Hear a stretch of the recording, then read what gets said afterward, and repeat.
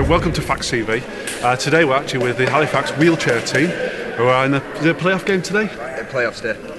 I've been joined with Jack Brown, who's an England international.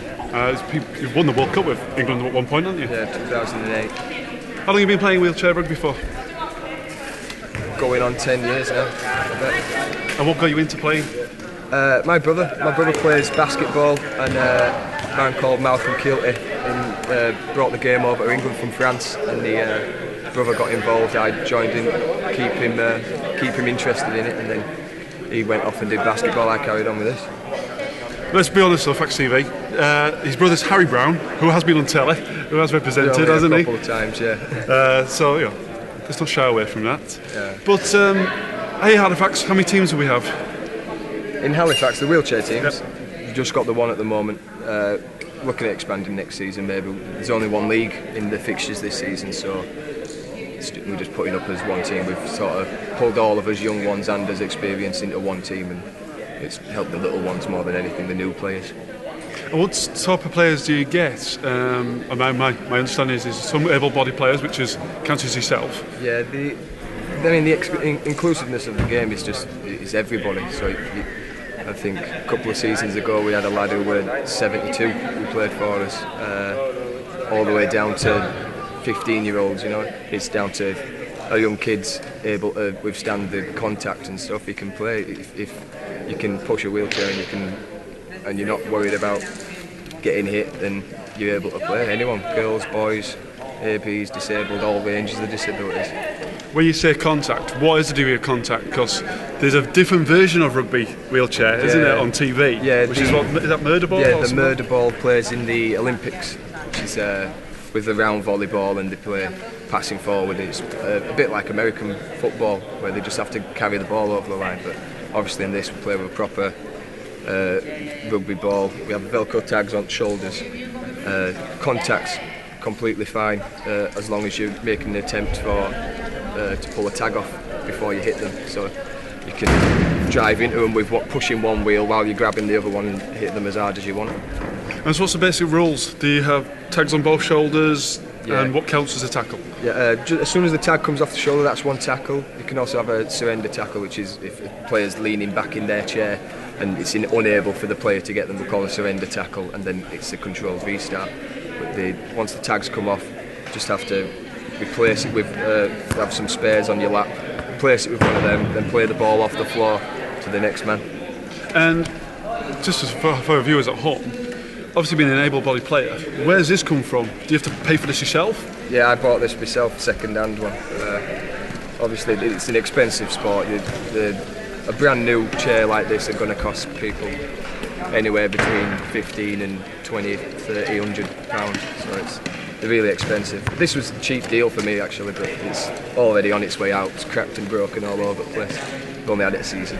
If you ever saw Jack play when he played in Australia, you dived on the floor a few times in your chair, didn't you? Yeah, knackered a few straps and tyre. I think we counted 17 tyres and 2 chairs in the game. End of the game? Oh, no, in the whole tournament. Tournament. Sorry, yeah. It was just like a scrap heap with a funeral parlour. Just chairs everywhere, wheels everywhere. You just get knackered. No worries. So with the power of video editing, Jack is now all kitted up. So this is basically what gets you tackled. If I do that, you have to stop. Just have to replace the tag with that, and then play the ball to the next person. And you know, usually, let's say in the full game, there's somebody behind you, where you like a hooker, the acting half. Yeah. Can you pass to anybody? Yeah, as long as it goes backwards, you can pass to anybody. There is crossing, where if you go into a tackle and then a player drives the ball behind you, it's crossing to turn over that way, same as the running game.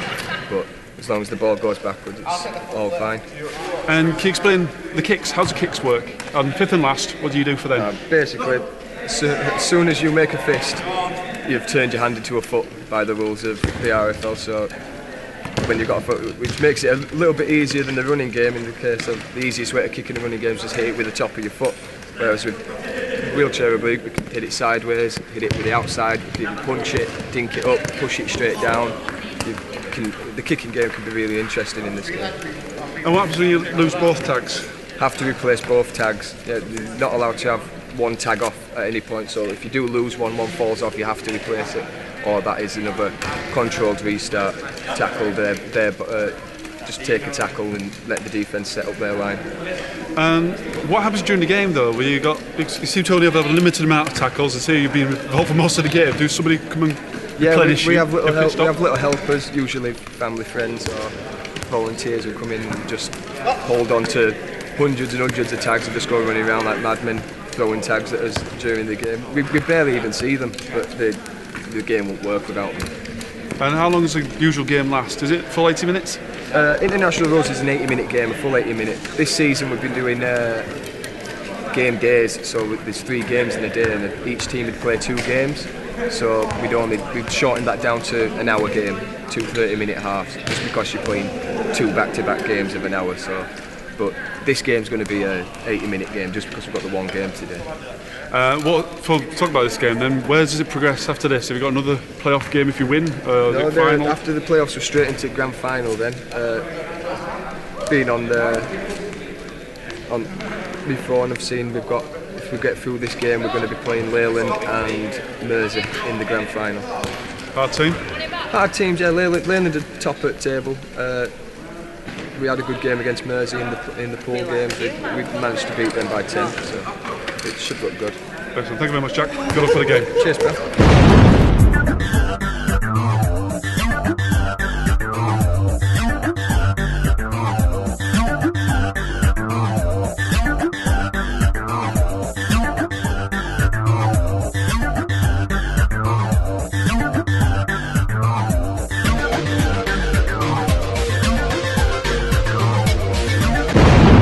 Right, I'm involved with Nathan Holmes now, who we actually played in the same team at the beginning, didn't we? Yes, we did.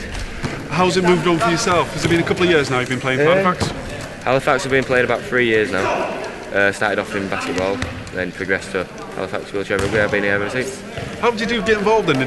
Did you know somebody here? Or? Well, my cousin, who's paralysed, he wanted to do something for exercise, and he thought joining wheelchair basketball. So I joined, and progressed after about a year, and we decided to do some more contact. So we joined in doing rugby, played for Halifax ever since, and we both enjoy it. How do you find the fitness levels comparison to maybe something that's more able-bodied? It's better for your upper half, gives you a lot more strength, shoulders. Yeah, it's good fitness, keeps you active. You've been involved in England camps as well. How have you found yes, that? I have. Quite good, really. Quite proud of myself, you know. Well, yeah, very eventful. And how have you found the skill level? Is it been easy to adapt to? It's progressed me, put it that way. You feel a lot more confident because you know you're good really when you get to that level, and it's really puts your confidence up. Thank you very much. Good luck for the game. Thank you.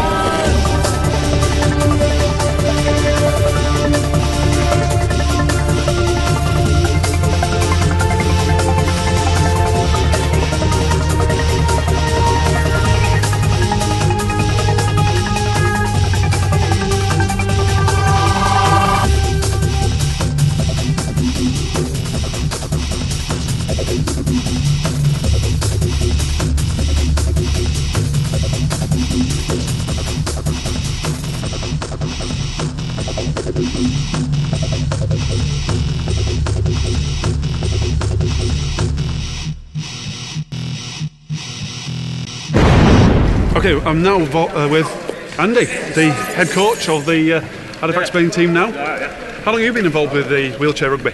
I've been doing wheelchair rugby for the last 10 years. 10 years, that's quite a long time, isn't it? How did you get involved? Basically, it came over here from France, and we already had a basketball team, and Malcolm Kelty, who's really involved in the rugby at Halifax, basically saw it and basically got us involved from the basketball, and basically came from there. And in 2006, a few of us went over for the first tour of the Great Britain amateurs wheelchair rugby team to France and did a tour there, and then we came back and basically it's soared from there. As we are now, there's 12 teams in the league, 10 years on, and Halifax are in one of the playoffs. Were you into rugby beforehand? Watched it but never played it because of my being a triple amputee, actual legs, and one out of slam, nobody would tackle me basically. So I didn't. I watched it. I'm a really strong Leeds Rhino fan. Went to watch it and stuff, but being able to play the game, I love it in a wheelchair. It's just brilliant. How did you? I'm going to use the word adapt to it all. Does your skill level have to differ from everybody else? Because I'm triple amp and only one hand, I have to. The team has to adapt to me because they have to realise that they don't pass the right side. And I've played with some of these guys for the last 9 years and they still pass the wrong hand. But usually, if the ball comes into me, into my chest, I can usually catch it with one hand, or I try and catch it with two, with an adaptation I've got made and stuff off my stump. But yeah, like I said before, players still throw to my right hand, and I shout at them. How long have you actually been doing the coaching part? I've been coaching as soon as it came on. My background was I was a football coach before I came into wheelchair and stuff, and then got into basketball coaching. And as soon as the rugby's done, I went and did my courses, and I've been coaching for like, I'd say 7 years now, going into schools and working with Calderdale Community Coaching Trust, that's based at Halifax, and basically that, and that's how we get players basically. We have a pathway. When we go into schools, we have a pathway for them. We've got a few players here who are from Trinity that we've done lots of work with, Trinity Academy, and we've got a couple of guys who have been here. We've got 2 guys who are new for the first year, and they've been able to reach the playoffs, so that's quite good for them and for the community basically. How's it work then for the pathway? Do you provide them a lot of chairs and see how they get on? Yeah. We have the trust has a trailer of 10 chairs, and we go into school and we basically coach, and then we take the chairs away, and then we'll say, look, this is on a Thursday training at Calderdale College, and then they come on, and then we give them a chair, or we will help them fund them, buy them a chair. Do you find there's any misconceptions that are quickly put to one side? I knew when I played that I found it was so knackering on the upper half, it was untrue. Yeah. When you have the core skills of rugby and then you come into a wheelchair, your brain is naturally thinking, I've got to use my legs for somebody who's an able-bodied.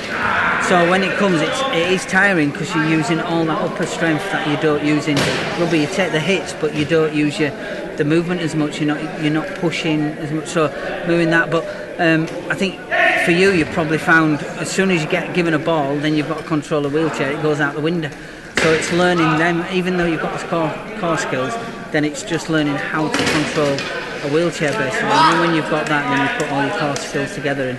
And I can remember you got quite good at it at the back end. Yeah, I suppose your time got the better of me. Yeah.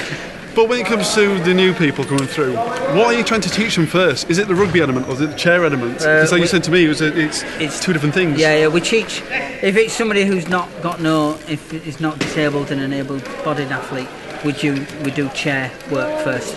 Because there's no point getting there and there's a ball, they're not going to come back. So we learn a lot of chair movement, going around cones and working, breaking, moving, how to move left and right and stuff, and then we do that for a couple of weeks, and then we'll introduce a ball and then how to tag and stuff like that. But it's about getting familiar with the chair before we put them in, because I think you was a week and a half, I think, if I'm sure, or were you thrown straight in at the deep end? I think pretty much thrown straight in. I loved every minute though, I've got to say that. For everybody else, well, I say everybody else, in terms of the non-able, if you like, you've got a game chair, don't you? You have a game chair and a normal chair. Can you explain the difference? Yeah. A sports chair is basically titanium or high metal, and is that for the collisions? Collisions, and it's lighter. And with a day chair that you see probably in Tesco's or Asda and stuff, the wheels are cambered, so they're on a slant, so they're moving easier, so you can move a lot easier. And then there's a tipper at the back. Basically it's a back wheel to stop you from falling. And what it is with a sports chair, it's made stronger than a day chair, so there's a bit of metal thing, and it's made a bit tighter so your hips move. So as soon as if you're able to move your hips and stuff, you throw yourself, your chair goes with you. And with a day chair, they're usually standard fit basically, because you can buy them from Argos and stuff. But with our chair and with a sports chair, you're talking to nearly £5,000-6,000. Because it's made for yourself, really. It's built for you, for your spec. Is that regarding the height as well? So some of the lads are quite high in their chairs. Yeah. We've got high chairs and low chairs, and it depends on your disability as well. If you've got a break in your back, you will always go a low chair, so you're not too heavy. A lot of able-bodied people will play in a high chair because they've got more movement and stuff, and they feel better and stuff. So a low chair is usually, and the speed element as well. If you have a low chair, you're faster. Yeah. So for me, I have a low chair, and yesterday I broke my chair, so I borrowed another friend's chair who's in a low chair. So. Is it like, I suppose the comparison is like a professional tennis player, he breaks his racket, his number one racket, he's got to use a spare. Yeah. It's not quite the same as his number one. Is that the same? Yeah. It's like, right, you're used to that. I've had my chair for 3 years, now I'm in a different chair. This one's a lot lighter, and it's... I'm getting used to it a little bit, so I might make some errors today because I haven't got my... Right, so throwing the excuses in now, I will be blaming my tool. Andy, good luck for the game. Thank you very much. Thank you for your time.